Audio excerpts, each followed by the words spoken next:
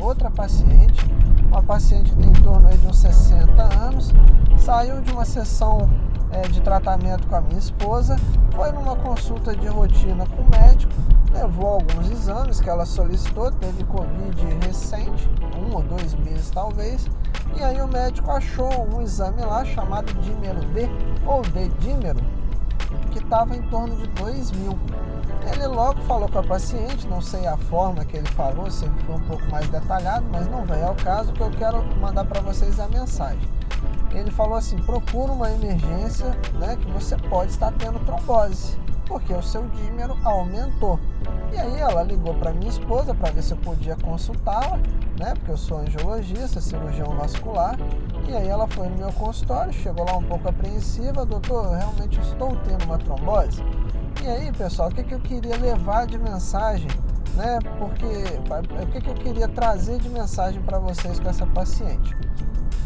Muita gente às vezes olha no Google, né, que a trombose aumenta o dímero D, né? Muitas pessoas às vezes chegam para mim: senti uma dor na perna, tomei iniciativa, ou até mesmo consultou com o médico e ele solicitou o dímero D e deu aumentado, estou preocupado se estou com trombose. É uma dúvida frequente. É uma pergunta que eu recebo muito, né? Principalmente agora com o coronavírus, que está sendo muito comum a dosagem dessa molécula no sangue. Então, o que eu posso trazer de mensagem para vocês? Um exame, o que é o dímero D? É uma substância, uma molécula no sangue que é formada junto com o trombo. Só que o trombo, né, da trombose, não é a única coisa que aumenta o dímero D, tá ok? Então é o seguinte, pensa comigo. Se eu faço o exame, o dímero D dá normal, quer dizer que eu não formei nenhum trombo. Até aí tudo bem. Então, se o dímero D deu dentro dos valores normais, deu, entre aspas, negativo, quer dizer então que não formou trombo no meu organismo. Até aí esse raciocínio tá legal, tudo bem. O contrário, peraí, eu fiz um exame e deu alto, o dímero D deu muito aumentado, quer dizer que estou com trombose? Aí, pessoal, que eu queria chegar nesse ponto, quer dizer, a resposta é não necessariamente. Por quê? Porque o dímero D não é só na trombose que ele aumenta. Existem outras situações clínicas que podem elevar. Inflamação crônica, como doenças reumáticas, né? Principalmente doenças que causam inflamação nos tecidos do corpo, tá bom? Seja ela qual for. Atualmente, a gente tem dosado para o coronavírus e ele realmente aumenta por vários mecanismos. Não vou entrar no mérito da discussão dos motivos, porque o coronavírus aumenta, mas enfim. Quando ele aumenta, o recado que eu quero deixar, a dica, é que a gente tem que investigar a causa, não necessariamente a trombose. Trombose não é a única coisa que aumenta o dímero D. Então, pessoal, qual que é a mensagem aqui? Só porque você fez um exame de sangue e o dímero D deu elevado, não necessariamente você está com trombose. Você precisa, sim, levar com seriedade esse resultado, no sentido de procurar um médico para você ser examinado e talvez, se ele achar necessário, procurar, pessoal, alguma outra causa. Mas o médico, né, o angiologista, um clínico, o médico da sua confiança que vai te orientar. Não é para você fazer o exame, alguém te alertar ou alguma informação na internet te alertar, você já ir na internet a perguntar a um amigo e já começar a tomar o remédio de trombose, não. Porque o remédio pode fazer, né, aumentar a chance de sangramento. Toda medicação que a gente toma, né, a diferença dela para ser uma coisa boa e ruim para o nosso organismo, ou seja, para o remédio fazer o efeito que a gente quer ou ser tóxico, é a dose. A diferença de um remédio terapêutico para um remédio tóxico, para um veneno, é a dose dele. E todo remédio, mesmo na dose certa, tem o risco e o benefício. Tomar anticoagulante oral para trombose por conta própria pode fazer sangrar. Pode aumentar o risco de sangramento no trato digestivo, no estômago, se a pessoa tem uma úlcera. Pode causar sangramento dentro da cabeça, né? Pode causar sangramento em outra parte do corpo.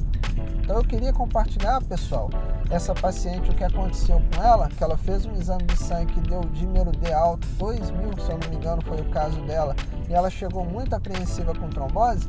Esse recado que eu queria dar é o quê? O diagnóstico de trombose ele é baseado em 3 pilares. O exame de sangue pode ser um deles, o exame físico de um médico e algum exame complementar, tá bom? Nessa paciente, ela não tinha queixa respiratória, tá?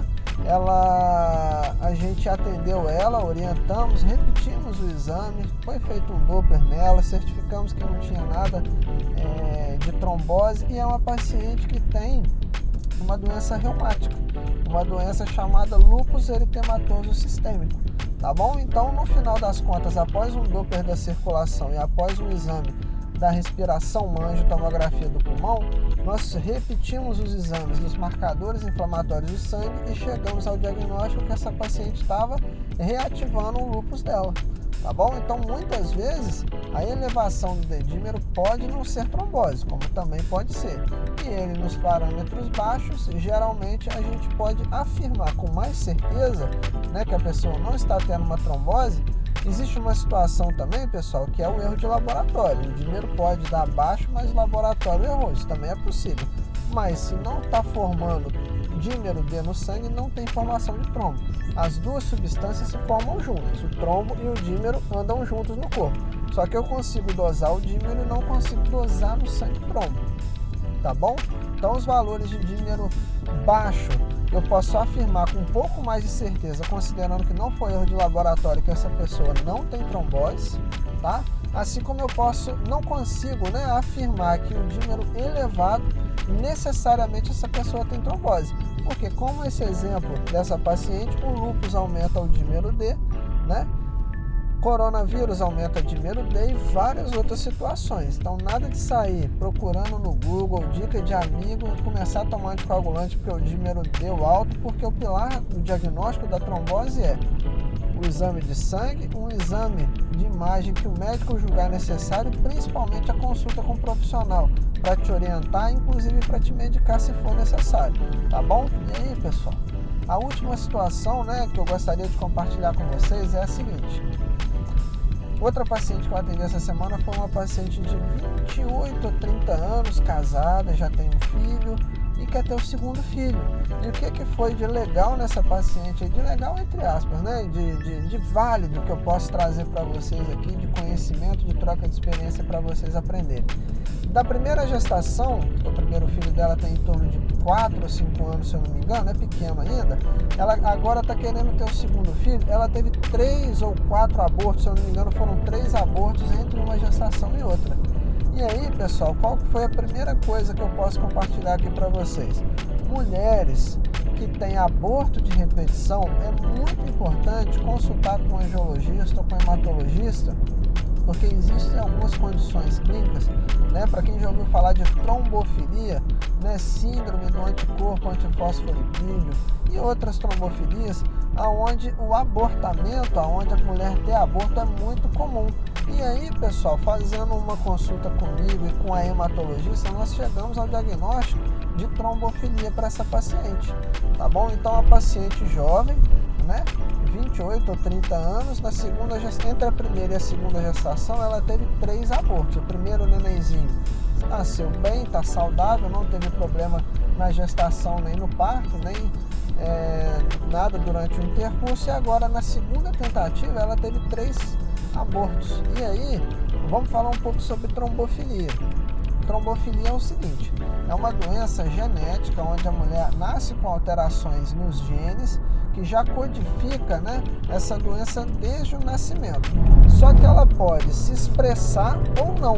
A pessoa pode simplesmente portar os genes e transmitir para as próximas gerações, ou ela pode manifestar a doença. Essa paciente, a princípio, não tinha nenhuma manifestação laboratorial, nunca tinha tido sangramento, evento trombótico, nada.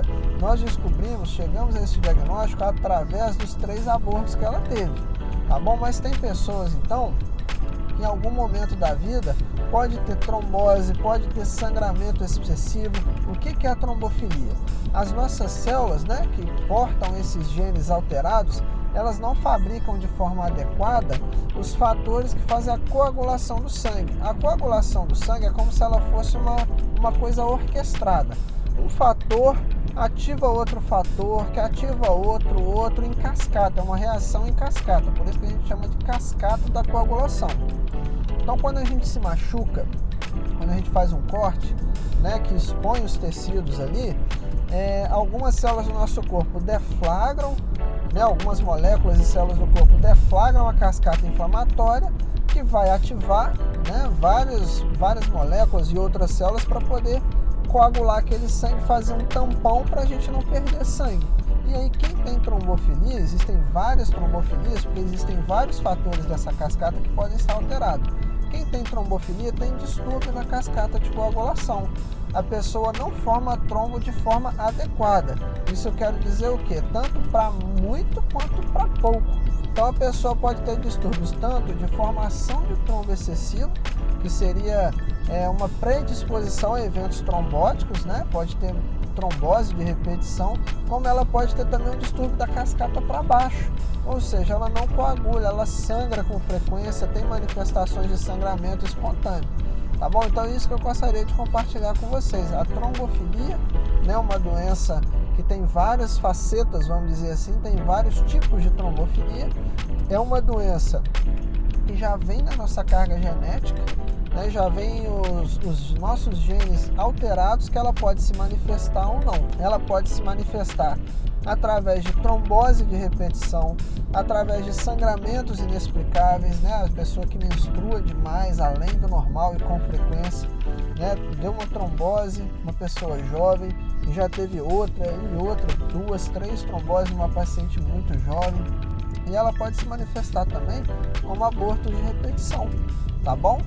Isso é uma coisa bem típica, tá? Se você conhece alguém, se você já passou por isso, saiba que trombofilia, né, tem como a gente poder ajudar, né? Geralmente os angiologistas e os hematologistas também, que são os médicos que tratam das doenças do sangue, a gente pode ajudar, né? Em alguns casos, tem medidas que a pessoa pode fazer para poder prevenir trombose. A gente orienta também medidas contra o sangramento. E vou falar a verdade aqui, né? Tem pessoas que em determinadas situações têm que tomar medicações para o resto da vida para poder prevenir eventos tromboembólicos. Faz parte, mas essa paciente está sendo acompanhada. Eu peguei ela na metade do caminho encaminhada, ela já está com 20 semanas, se eu não me engano, então chegou para mim na metade do caminho encaminhada pela hematologista, para a gente fazer um check-up vascular.